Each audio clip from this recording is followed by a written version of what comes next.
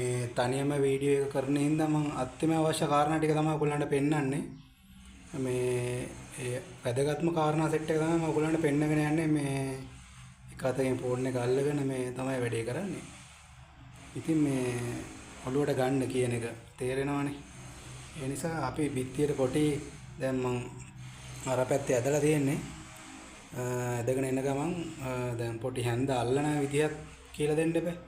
එතකොට මම ඔයගොල්ලන්ට පොටි හැන්ද අල්ලන විදිය කියලා දෙන්නම්. වැදගත්ම දේ තමයි පොටි අපි හැන්දට දාගන්න ඕනේ මෙන්න මේ ආකාරයට. මේ පේනවද? ඒ කියන්නේ මුළු හැන්දෙම මේ විදියට හැන්දේ පොටි තියෙනකොට මෙහෙම හැන්ද බිත්තියට හේතු කරලා මෙන්න මේ වගේ ඇන්ගල් එකකට ගන්න හැන්ද. මෙන්න මේ ඇන්ගල් එකට ගන්න හැන්ද. පේනවද? පොටි හැන්ද අල්ලගන්න මෙහෙම. හැන්ඩල් එක තියෙනවනේ හැන්ඩල් එක මෙන්න මෙහෙම තියාගත්තා නම් පුරුදු වෙන අයට ලේසි. මෙන්න මේ ඇන්ගල් එකට තියාගන්න. තියාගෙන ලොකු බරක් දෙන්නේ නැතුව නිව්ටල් එකේ ගානට උඩට අදින්න ඕනේ.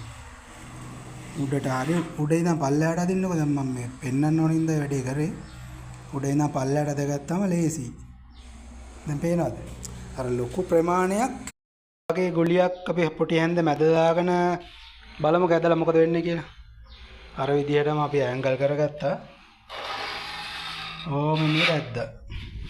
බලනවා දැන් මේ දෙකේ වෙනස. දැන් අපිට ඕනේ මෙන්න මේ ක්වොලිටිය. මේ ක්වොලිටිය තමයි අපිට ඕනේ. එතකොට මේක මේ ක්වොලිටිය ෆේල්. ඒතර හැන්දේ මැද විතරනේ තියෙන්නේ. එතකොට පාඩුයි. අර ලොකු අපසරියක් ගෑවෙන්නේ නැහැ. මේක තමයි අපිට ඕන ක්වොලිටිය. එතකොට මේක ෆේල්.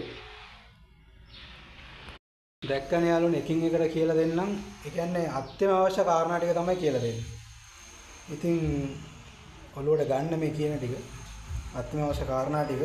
කියන්නේ හැන්ද මැදට විතරක් පොටි දාගන්න එපා. හැන්ද දිගටම පොටි දාගන්න මේ එතකොට ගාන්ට එක උඩට ඇදලා ගන්න පුළුවන්.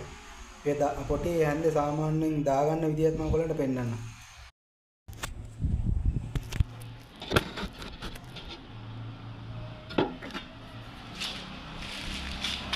මෙන්න මේම හැන්දට ගන්න පොටි. ස්කේපර් එකට මේ විදිහට පොටි ටික අරගෙන මේ හැන්දේ මේ උඩ තියලා මෙහෙම